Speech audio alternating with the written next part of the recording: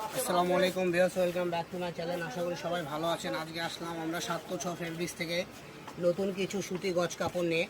যারা নেবেন স্ক্রিনে দেওয়া নাম্বারে দ্রুত যোগাযোগ করে এগুলো কালেকশন নিতে পারেন। এগুলো 300-250 টাকা করে সেল হয়েছে। আজকের দাম থাকতেছে অফার দাম মাত্র 200 টাকা গজ। এই গরমের আরাম যারাই নেবেন দ্রুত অর্ডার করবেন, ঠিক আছে?